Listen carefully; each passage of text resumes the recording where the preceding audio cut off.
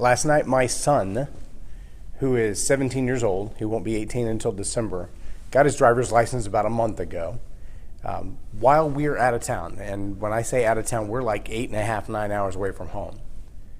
I had already signed a contract for our DJ company to serve a small church. And that church wanted our trailer, which has the drop-down stage on the side and the sound system built in and all that kind of stuff. They wanted to use it for their fall festival. And so the fall festival set up outside of the church, and their worship band came out, a bunch of kids gathered around. They had, their Halloween-type festivities, but it's not Halloween, obviously, because we don't celebrate that as a church generally. But the challenge for my son had multiple levels to it. So first off, this is like his first event where he is the main point person for the client. So I signed the agreements, did all the background work and got it all set up, knew what their expectations were, told him what he had to take with him. But he took off after school that day, skipped football practice, went to take care of the event. Shows up at the event, has everything set up, he's happy, sound test is good, everybody's good, and then the live worship band gets up there. And what I failed to tell him is that the leader of that worship band, who I also work with, who also is a client on another major project that we're working on, a significant project, in fact, a little more than 10 times what the value of the event was last night, is also pretty close to a perfectionist. And if Josh is watching this, I don't think he would argue with that. He is, if not a perfectionist, he's really, really close to being a perfectionist. And he had some concerns with me being out of town. How is this event going to come off and that kind of thing. And so there was a little bit of stress and a little bit of friction there even before we started. And when they got together, Zach said, I feel like he's about to yell at me for something. And I'm like, you just have to do exactly what you know how to do and understand the limitations of your system. It can only do so much. It's built for one thing. Using it for this is going to be a little bit different. But be persistent in what you're doing and keep your heart and your head in the right place. So about 11 o'clock last night, I get a text from him. He said, in the end, everybody was happy. It wasn't absolutely perfect, but it was good. And I think the bugs that we did have, we were able to work around, again, using a system for not exactly what it's designed for. It caused us some challenges. But I have to step back at this moment and recount the conversation that I had with Josh before I left. And he said, I'm just concerned because we've got this other big project coming on. There are a lot of people who are going to be here to see this, including other people who are part of that big project. And it's a big deal that we be able to pull this off without any hiccups at all. And I don't disagree with that. So then he asked the question, do you feel like your son can handle this? And you got to step back for a moment as a business owner. We've owned our DJ business since 2005. We've been in the kids' entertainment industry since 1996. Zach was born in 1998. So we've been in the business longer than he's been alive. We've been running the DJ business since he was 7. So he's got about 10 years experience doing this, but he's a teenager. How responsible can you expect a teenager to be? Can you expect a teenager to run a business like that? And in the case of my 17-year-old or my 19-year-old or my girls, I would say, well, yes, because I've trained them up properly to do that. Now, does that mean they're not going to have a failure? No, it doesn't, because they're humans and they're going to make mistakes. I'm going to make mistakes. I'm going to do things wrong, even when I know that they're right. I'm going to forget to do things. I'm going to forget a device or forget a piece or just have strange technical things that happen that no one can explain. I shot a video on this same system that I'm talking to you on right now, last night in the same spot. I did an interview and everything was perfect. I've gone back and played the files. That's why I'm starting a little late. Everything was perfect. The audio was perfect. I come in this morning and I've got a buzz in the audio. It doesn't make any sense. Nothing has changed from last night to this night except the calendar date. Those things happen in life. The question is, have you been prepared, both in your character and in your training, to handle a moment like that with grace and with dignity? Or do you get explosive in frustration and anger and blow up and fly off the handle? The passage that's on the screen, Paul's talking to the Philippian church and he said, listen, It does my heart good to send you Timothy, for a couple of reasons. One of those is I know Timothy's heart. He's like a son to me. I know Timothy's heart. I know how he's going to care for you. I know how he's going to take care of you. And I have expectations based on everything that I've poured into him that he's going to do an incredible job. Now, I'm almost certain that Timothy is human. And as a result, Timothy probably made some mistakes. Timothy may have even accidentally, unintentionally hurt some people. He may have said and done things that weren't exactly what Paul would have wanted for him, or what God wanted for him, or for the church, or for the people he was teaching. But the reality is, we can't trust someone to go out and do the job that we've trained them to do unless we've poured into them everything that we can. If you haven't had a chance to watch the interview that I had with Dr. Mike Brown last night, go back and watch that. Because there were a couple of things that came out of that. You know, I've been studying leadership since I was 19 years old. I started coaching the Dale Carnegie program in about 2004. Moved on to the John Maxwell program and became a certified coach in 2011 and 12. And I've been working in that industry, watching mentors and teachers and coaches. I've worked with young people, I've worked with pastors, I've worked with government leaders. And we talked about that a little bit in the conversation. But one of the things that really stands out about Dr. Mike Brown and about Paul and Timothy's relationship is the idea that there's an adoption type mentality as opposed to a client type mentality. So here's what I mean by that. Many times as leaders, we look at the person that we're mentoring or the person that we're coaching, the person that we're training as a project. We see their needs, we see their shortcomings, we see their opportunities, we see their potential. And often we'll look at that packaged deal as something to be finished, something to be accomplished. What is it that they need to do to get to the next level? How much time am I going to need to invest in them to do that? What kind of specific training do I need? Is there a certain book they need to read? Is there a certain skill set that I need to impart to them? Is there a certain set of relationships that I need to cultivate them for? You know, one of the things that a lot of people don't talk about, but it's absolutely essential for a leader as a coach or a trainer and for a mentor to impart is a sense of protocol. It is so lost in our day. Protocol and honor.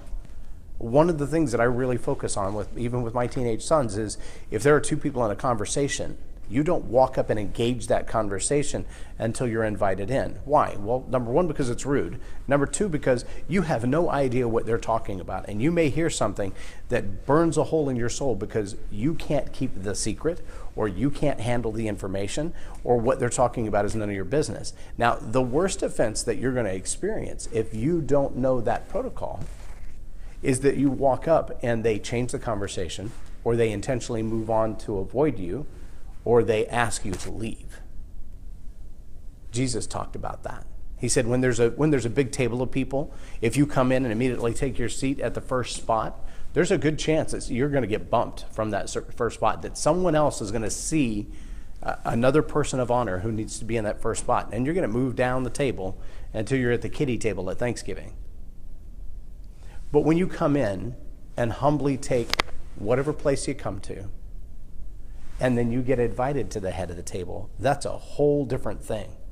Our young people today have a real hard time with that because they're so entitled, because they've been given so much, because they expect the seat of honor. They expect the big job. They expect the big title. They expect the pay raise. They expect the promotion. And the willingness to simply do the menial jobs until they've proven they have the character for the big jobs, until they've proven that they can be trusted with the big stuff because they've done such a great job with the little stuff. Again, as leaders and mentors, that's part of our process. When I step back to that contrast between many of us as leaders who see someone as a project, as a job, those of us who get paid for coaching and mentoring, there's a certain amount of time that we're willing to pour into that based on the amount of increase or influence or income that is on the other side of that relationship. So there are those people who run speaking businesses who they put together a seminar and they'll ask me to come in and speak, and they'll say either A, we're going to pay you to speak at the front of the room, or B, it'll allow you to sell your products at the back of the room, and we're going to fill the room with enough people for you to make a living doing that. Totally okay with that. Then there are those people who come to me and say, I want you to coach me on this specific thing: communication skills, leadership principles, life change, whatever it is. And so there's kind of a set program of how much do you invest, how much time, what level of progress are we going to make based on how much effort they're going to put in, and then what is it we're looking for as an outcome? Is it to get that next job? Is it to make sure the resume is ready? Is it to make sure that the speech is ready? There are clients that I work with that'll call 2 or 3 days before a big event, and we will literally spend 12 to 15 hours, which is normally a full month of coaching. We'll spend 12 to 15 hours together in one 24-hour window. And we will start from scratch, from raw. Here's the concept, here's the accomplishment, here's what we want to be done with this speech when we're finished.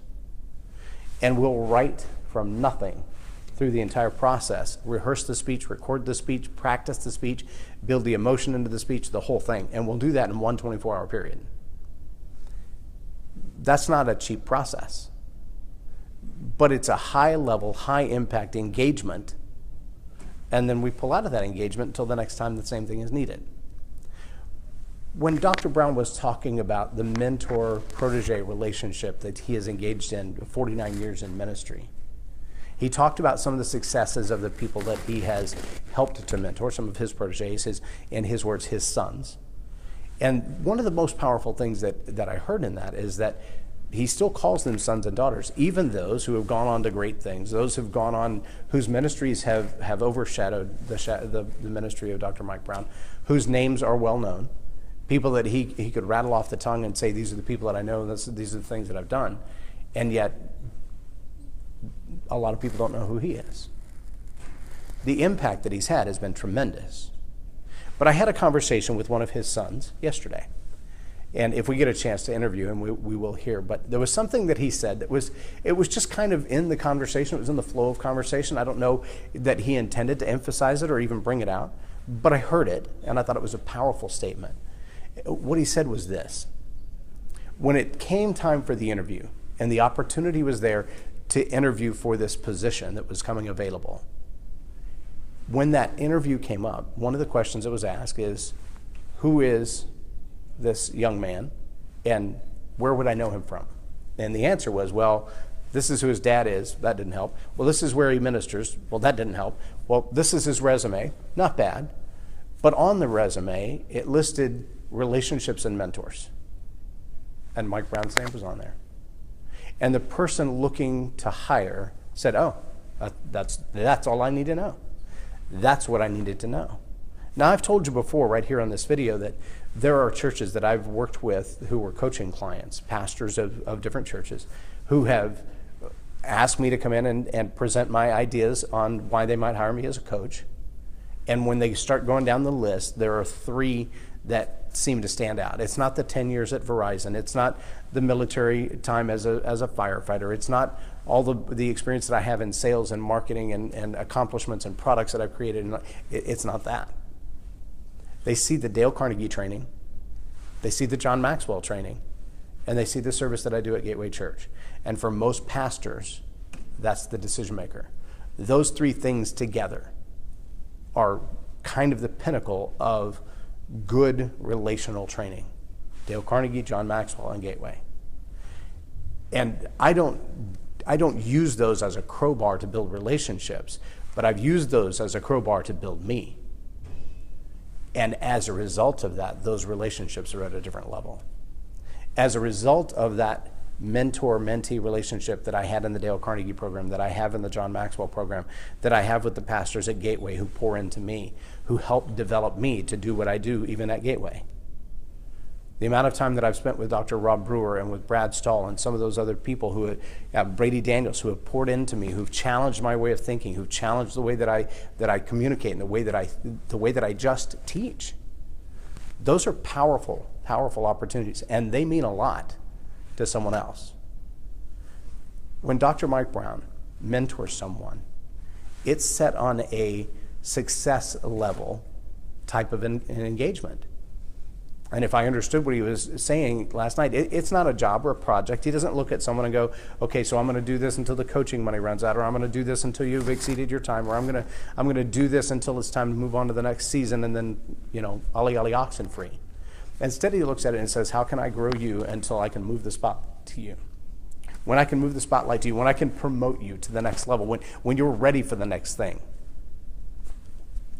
I hold a unique power with my sons, and I don't know if this is true everywhere, but in the state of Texas, if you teach your children to drive, and you are the one who signed as the responsible party on their driver's license, that leaves you with both a responsibility and an authority that is very unique. In the state of Texas, there's a certain time frame up to which, if I were to simply call the state and say, I feel like this person is an irresponsible driver, on that word, they will revoke their driver's license for a period of time.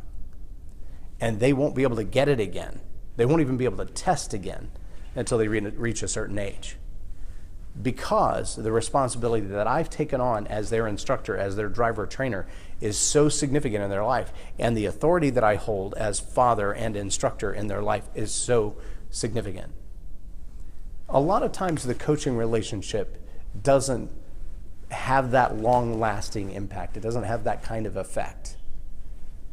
But I know, because I've seen those relationships that Dr. Brown has with some of his proteges, that even today, 10, 15, 20, 25 years later, not only is a word spoken from him taken to heart by them and action taken immediately, because they know he wouldn't have said it if it wasn't going to change me and make me better. He wouldn't have said it if it wasn't for my own good. He wouldn't have said it if it wasn't going to protect me and promote me.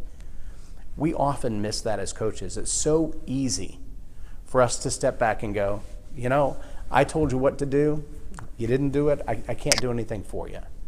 And while there's a lot of truth to that, what Paul said about Timothy, what Dr. Brown has said about some of his proteges in their leadership skills and their ministry skills and their pastoral roles, needs to ring true of us as leaders. And that is, not only am I saying I spent time with this person, not only am I saying that I've trained this person, not only am I saying that I have done the coaching work or the mentorship work or the teaching work necessary, but I'm telling you, the results that I've seen from them are going to pay off. My son finished the event last night, got home tired. He realized through the patch of a 3 or 4 hour event that there were some times in that event where he was not completely up to par. But overall, he feels like the customer was satisfied. I'll have a chance to talk with Josh and Josh when I get back this week. The value of him as a 17-year-old being able to recognize, did I live up to the standards that were set for me? Did I represent our company and my father in a way that's honoring? Did I do for that client everything I possibly could to make the event come off smooth? Because that's the best I can ask. I can't ask for perfection, but I can ask for excellence. When Paul sent Timothy out, Paul said, I've given him everything I've got. I've trained him. I've poured into him. I've listened to him teach. I know what he's going to say, or I have a pretty good idea what he's going to say. And I trust that the experience you're going to have with him, that what you're going to learn from him is going to be worthwhile, that it's going to be good for you. Dr. Mike Brown does the same thing, but not for a day, not for a week, not until the contract runs out, not for a couple of months, but for a long period of time. And I take that as a personal challenge now, because I look at that and I think, there are those clients that come to me with check in hand, and I realize right up front, I can't get you to where you want to go, even for the amount of money that you have in your hand. And as much as I'd love to, because I'm a capitalist and I'm an entrepreneur, as much as I'd love to have your check, I'm not going to help you get where you want to go, which means I'm going to be dissatisfied with the process, and so are you. And if we're both dissatisfied with it, neither one of us want to be in it, because it's going to leave a bad taste in our mouth. And you're not going to get the success out of it you want, and I'm not going to feel like I was successful because you didn't get the success. So you keep your check and move on down the road. Good luck finding the right person. But there are also those that they don't have the ability to pay, and yet they demand a lot of time. And part of the challenge that I don't even know if Dr. Mike meant it this way, but part of the challenge I receive is to look at them and say, who are these people that you would pour into? Who are these people that you would parent? not just as a leadership coach, but to kind of take them under your wing and stay with them for life. And of course, when you think about Jesus, he had hundreds. At one point, there were 5,000 plus gathered around to hear him teach. That's a pretty good sized crowd today. It was a huge crowd then. But there were 12. There were 12 who didn't turn their back when the tough times hit. There were 12 who followed what he had to say. There were 12 who stayed with him literally to the very end, save one who brought about that end, and 3 who were with him through everything. Are there people in your life as a leader, as a mentor, that you would pour into, that you would say, if they could never pay me a dime, I trust that my reward is on the other side of their success, not because they'll be successful and pay me back, but because my purpose, my assignment on earth, my reason for being here, the gifts and the skills and the talents that God has invested in me are about making other people better. They're about adding value to other people. They're about raising up other leaders. If that's what you're called to, if that's your purpose, if that's what you're doing, then ask yourself the question, how could I do that better? What could I do to invest in those people?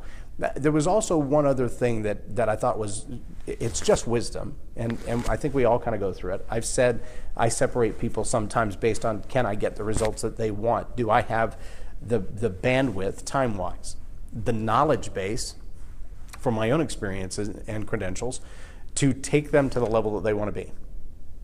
If someone asks me to coach them in certain areas, there are certain things that I just look at and go, I'm not the guy for that. I can't do it. Not that I'm not willing. I just don't think you're going to get the results you want because I'm not good enough for that. If we don't understand our own limitations, then we're going to set ourselves and others up for failure. But to go beyond that, parasites versus proteges was something that Dr. Mike mentioned in the video last night. Again, if you haven't seen that, go back and watch it. It's only about 20 minutes long, but it's very, very good stuff. The difference between a parasite and a protege would be the one who says, I want to get close to you because of the influence that you already have. I want to get close to you because it's going to grow my career. I want to get close to you because I feel like the connections you have, I need. Now, there are great values in mentor relationships that build association. Just like I talked about the young man who's now moving into a serious role. And part of the opportunity was created by the affiliations and the associations that he has right now. And part of that opportunity, just to get the interview, had to do with who his mentor was. But then there are those parasites who that's all they want is that connection, that relationship. They don't want to bless you. They don't want to sow any seed into your life. They don't want to pay you for what you're worth. They just want to nibble around at your feet and suck up all your time. They want to ask the same question 1,000 times and take no action on the advice that you give them. They want to blame their failure on you because the advice you gave them didn't work, as if that advice is supposed to work for them when they do nothing with it. I remember going to a training event with an internationally known speaker, and her contract has in the contract a no performance clause. And basically it says if you're in this coaching agreement and you're not getting the results that you want because you're not taking the action that we give you. And so there's actually an action plan, and you have to fill this out, and you have to sign an agreement that you will abide by the advice that you get, that you will take action on the things that you're told. And if you don't do those things, you still have to pay for the coaching contract, but they're relieved of any responsibility. That's pretty significant. I've told people for years that the greatest tool of a coach is a gauntlet. You've got to know what it takes to get past that. You've got to know that people are serious, that they really want in, that they really are going to pay the price to go get what it is that they feel like they're after. And that the training that you're going to give them, the coaching and mentoring that you're going to give them, the time that you're going to be up at 2 o'clock in the morning answering text messages and phone calls is going to be worth the investment that you're going to pour in them, and that they're going to do something with it. You've got to separate those, because you can't lead 5,000 people successfully. You can't lead 500 people successfully in that way. In those deep, close personal relationships, there might be a dozen. There might be a dozen that you can pour into over a long period of time, and some will come and some will go, some will grow up, and they'll move on, and they may give you credit for it, and they may not. They may forget you soon. And some will outgrow what you're able to do. Some of them might even reach the point where they have burned out on the intensity of the process, and they're done. And that's okay. Do you look at your role as a leader with a father's heart? Do you look at the people that you're raising up with the father's heart, with a father's heart, and with the father's heart? Do you look at them and say, I would pour everything in, I would lay down my life for them, I would give everything to see them succeed? That's what Jesus did. If we're not willing to do that as coaches and mentors and leaders, then we need to ask ourselves, is this really the role that we're supposed to be in? Is this the assignment that I have here? And that's a really big deal. Not only for the sake of your sanity and your families, the amount of time that you're going to take away from them, but also for the sake of those that you would train up. Will they find the level of success that they were created for through your mentorship? Will they be able to step up and step out and do those things? Will they be honoring when they do? I feel very confident that if someone were to call me today and say, hey, we need a DJ for XYZ event, there are very few events that I wouldn't say, I'll send Zach to take care of them. I'm proud of what he's accomplished. I'm proud of the person that he is. Does he have failures? Of course he does. He's human, and he's 17. But do I trust him to run the business, to take care of the customer, to do everything he knows how to do excellence? Yes, I do. And like Paul sending Timothy out to do his work, I would trust Zach in that arena. Now, would I trust him to teach a Bible study? No, he's not ready for that. Do I trust him to speak on stage when I'm there with him and I can coach him as we go and we can have a dialogue like we do with the events that we do with Thelma Wells and the other team of Generational Love Tour? Absolutely. Because when he speaks from his heart, he does well.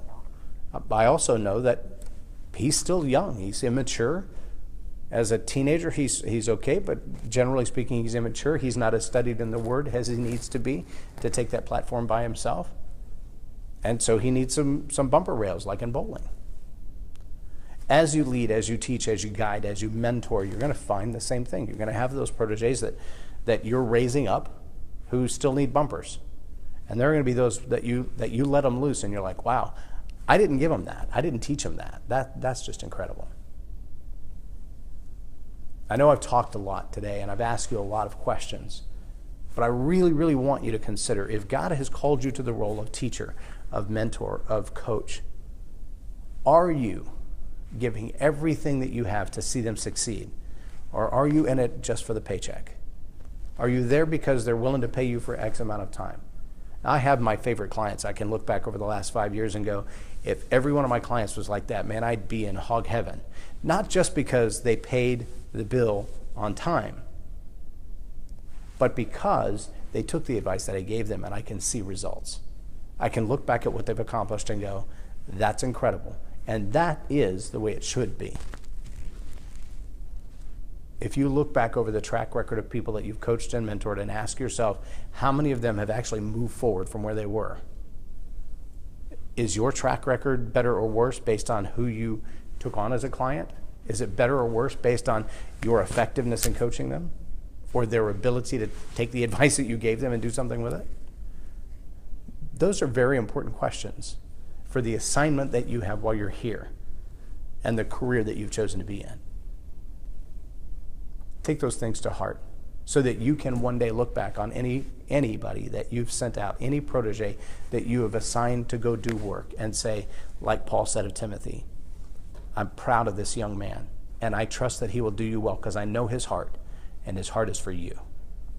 So that you, like I can with my 17-year-old son, send him out to do the work and go, I know he's only 17, but he's got 10 years of experience in this industry, and I have poured into him the very best that I'm capable of.